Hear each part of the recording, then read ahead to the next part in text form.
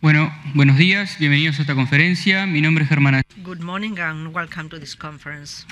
As you can read in the title of my talk, we're going to look at the state of the art of GeneXus M. We've been developed this for quite some time now, parallel to our main working line. We've just released GeneXus 16. This is quite broad version with many legs. We've increased it with different functionalities with versions we've released. But let's go over what we wanted, what was the goal of this version. It was born to become a multi-platform version so that our users could work with GeneXus from any platform, from Windows, from Mac, from Linux, even from a browser. And we conceived the IDE, which is light, connected to services through GeneXus servers. We have IDE cross-platform decoupled from the GeneXus core, and then we have a large evolution of GeneXus server, which was just an SCSM server, SCM. Now it provides back-end services that the IDE uses to work with IDE, deploy. We also have the sharing issue that Alberto has just mentioned. And what we want with that server evolution is to offer GeneXus as a server, as a service. And I'm not going to focus on the server because Jose Lamas mentioned this on Monday, but I'm going to refer to the M. And I'm going to tell you about the evolution. We developed a POC, a proof of concept. The functional goal was very clear. It was to declare GeneXus transactions, and we developed an IDE based on web technologies. We went to Atom. It's an open source using web technologies within a native shell. And then on that, we built the IDE. Even so, when we completed that phase, we focused on the architecture. No, he corrects himself. All right, so we focused on the IDE architecture. Since we did well, the goal was to be able to declare the back end of GeneXus app and declare it as a web API. Now the focus was to was the IDE architecture, which was flexible. We brought it to this world so that it was our platform from now onwards to continue completing the IDE. And there we released some of the IDE, and now we are focusing on modeling. The goal is to have a general modeling completeness to release it in the main areas of business, smart devices, business models, and so on. So we're going to see in a demo what we can do with the version so far. So I'm going to execute my IDE in my Mac. And so when the IDE is initializing, we'll connect with the latest KB. It's almost empty. There is a country transaction, and that's it.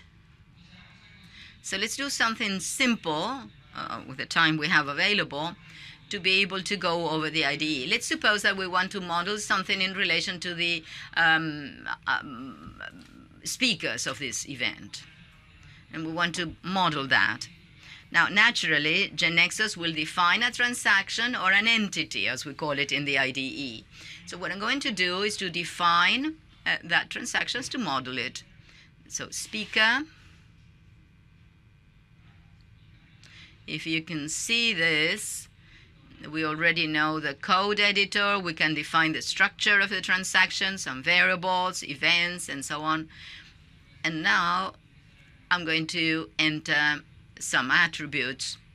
Let's say speaker ID, put it with an asterisk, and then properties are defined in between square brackets, and the editor has already given me some properties. So these are the possible values for that property. And then we would put the speaker name, and I want the data type, and values is going to suggest the available types. I can use shortcuts, as it happens with the structure editor. Speaker image,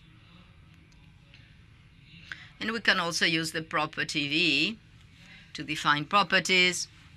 And so we have a full group of properties.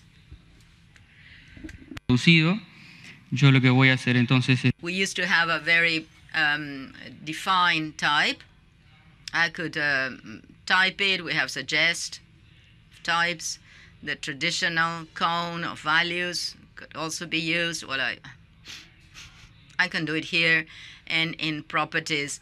And this is how the transaction structure is being built. I'm going to put the speaker's email. Now, the editor is suggesting the domain. So it's linked there. I have a country transaction, so I could put the country ID. It helps me with that. Country name. That would be a basic definition of the speaker. I could put a section for rules. For instance, error if the name is empty.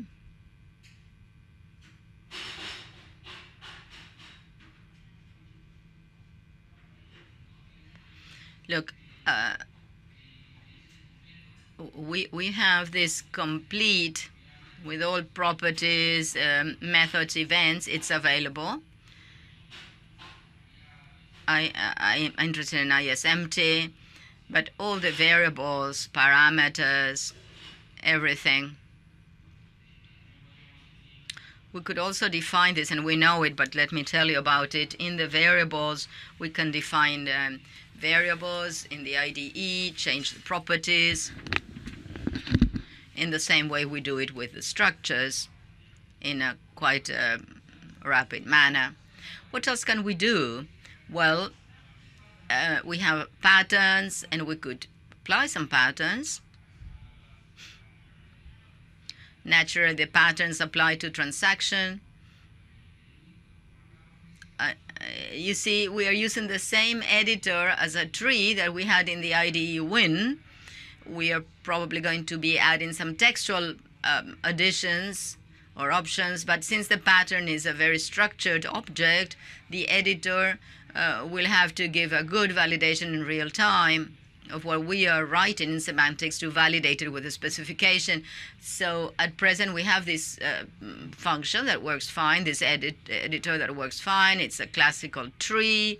We could select the elements, change the properties. It take some elements. If I press the right button, then I could add an attribute. I have an attribute selector here. So what I'm going to do is simply apply it so that I can generate some objects.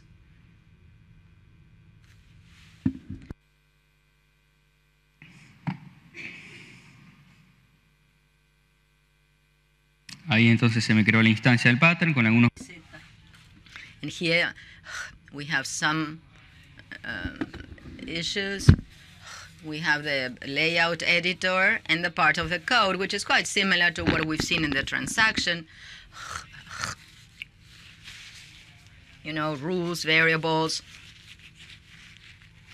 I can collapse the properties of the variables to have a cleaner version.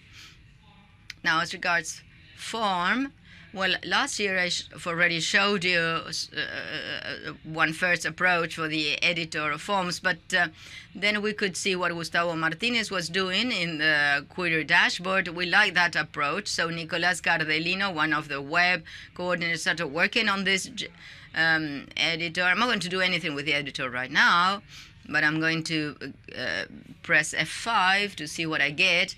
And just to tell you that this editor is external to the IDE, and it's public, the repository is public, and it's going to be used by the IDE Win in the future. It uses the same control library that the Angular generator is using. That is also going to be used in the other web generators. That will allow us, and that's why we like this approach better, the editor, apart from giving us this abstract view, which we need, it's also going to give you a preview. So we'll be able to see, and it's going to be more faithful as to how it's going to be the execution. So we can be fed with the topics and show us how the screen is going to be looked like, and it's going to be able to we'll be able to use it with smart devices, not only web. So I had F5. GeneXus is asking for permission to create the speaker table. I say continue. I navigate.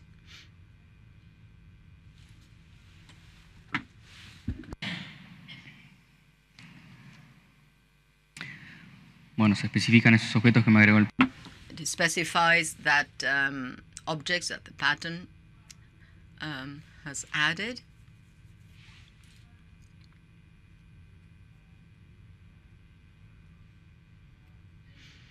And here, the developer menu is executed. This is web speaker. I'm going to add a couple of speakers so I can use them later. Let's write Gaston Milano. Photo. Uruguay.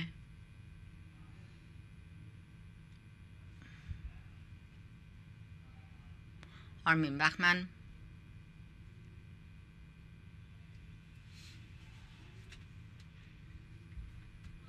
Uruguay.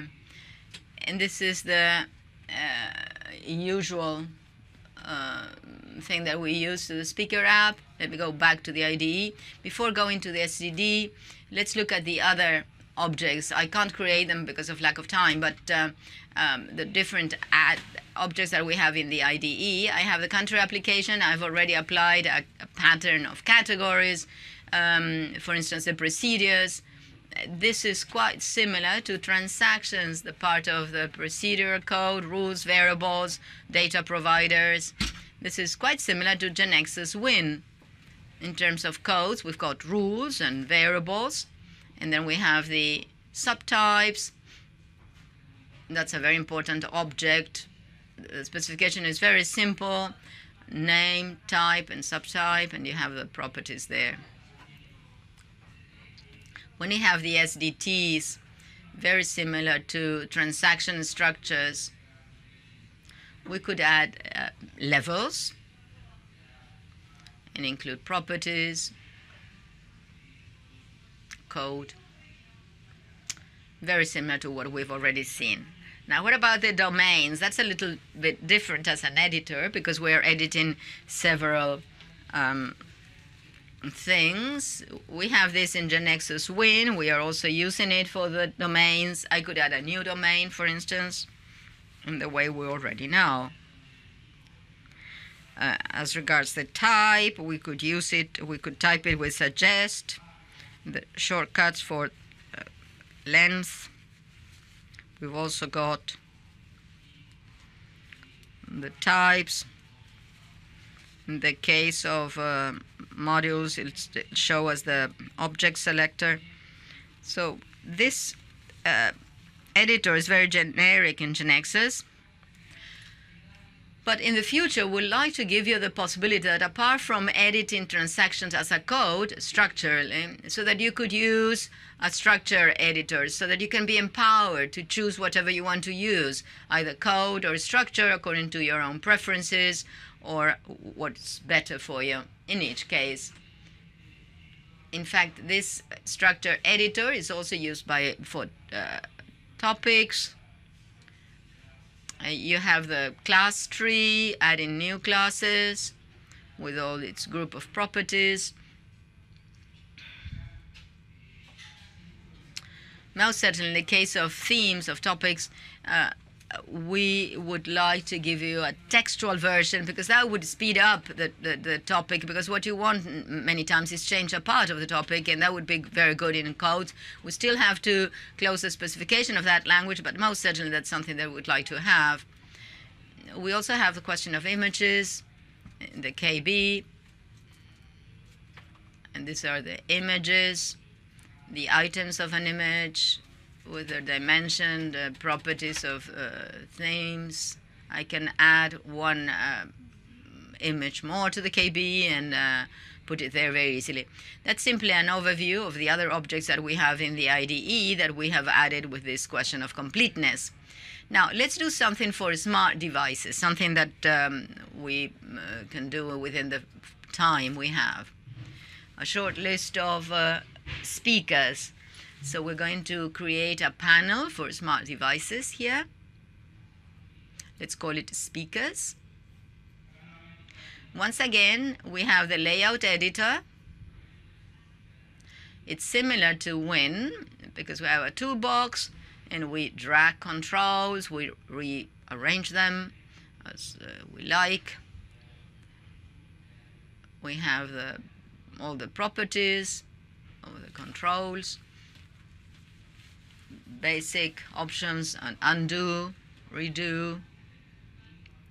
Basic properties are modeled similar to Win. You can add or delete action bars. Action bars are basically control trees, and we can rearrange them, reposition them. I'm not going to put it in the demo, but I'm simply telling you about it so you know. Now, going back to what we want to model, that short list of speakers, then what I need is a grid, a chart, and some of the attributes of the speaker, say speaker email and speaker name. Let's put something else, an image, just as an example. And there you will have what you want. I would put it as a domain to execute it. He means the panel. And in the environment, .NET, it's like a starter box. That's the entry point of the app. There it is. So I could execute it now. Now, naturally, since this is, we haven't specified any subjects or anything there, and it seems it's not going to be looking nice. So we've integrated the live inspector as well. And I'm going to press F5.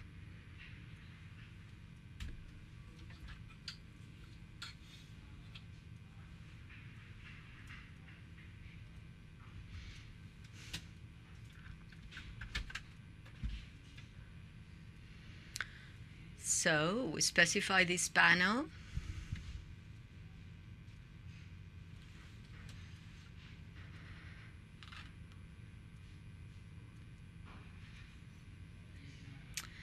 And that's how the develop menu is ready.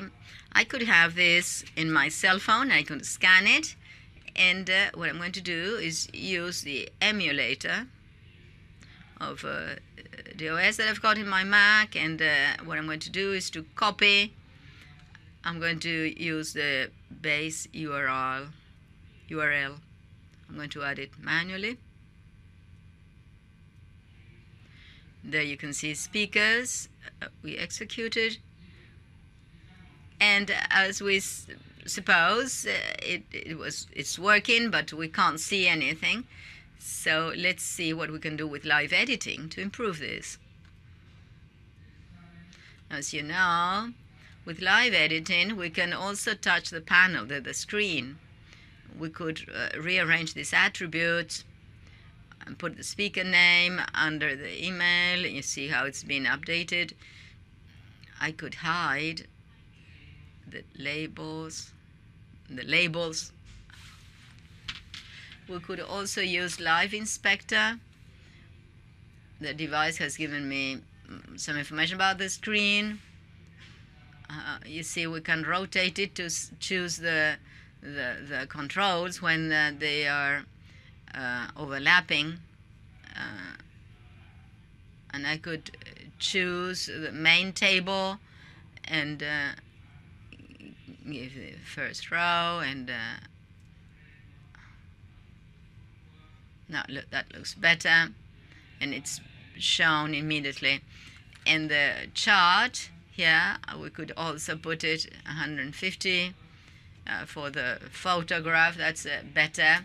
Now, images are not very well adapted to the space. In Live Editor, we haven't got access to the type of the theme, but you could open it and do something gross. Say, take image, apply to all images, and change the properties type and say fit.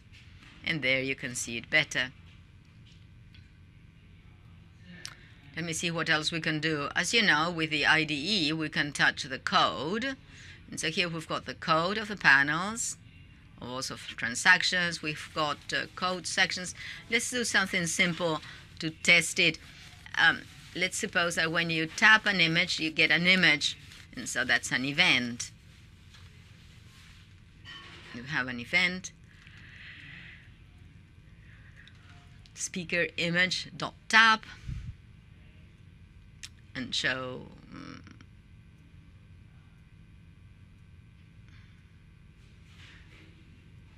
speaker.toString.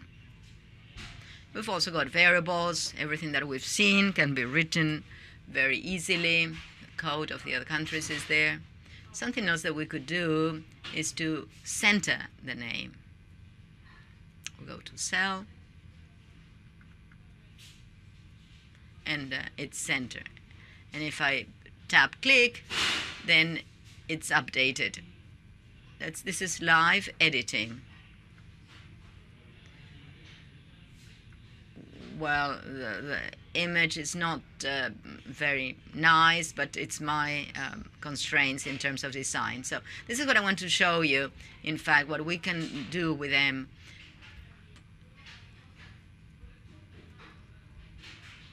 Very quickly. And so how we're going on, what's next? Well, in the medium term, the idea is to have a full modeling completeness in GeneXus. We should need stencils. Perhaps the most complex thing is the workflow. Then the user experience. Focus is on modeling. Now, there are many tools in the IDE for productivity that we have to add, comparatives and so on. And the idea is to start building releases. We've got some things to brush up here. By late October, early November, we'll be able to release this first build and to make more frequent releases, say every 2 months, to start making push of to improve the IDE. And in the longer term, just because of priority, we could have a cross-platform GeneXus server. I'm putting this in the long term because of a question of priorities. We think it's far more important to have the question of accessibility, to take it up to the web, full web. Elias was saying the importance of the IDEs in the cloud, and what we're trying to do with RM is particularly that, is to give more possibilities of collaboration, accessibility with GeneXus. That's the goal, but that's something that we really want, but we want it a little bit further on in terms of time. So we're probably going to be working parallel. This is what I wanted to share with you. This is what we've got so far. Please pay attention to what's coming next for any releases. Thank you. Thank you very much.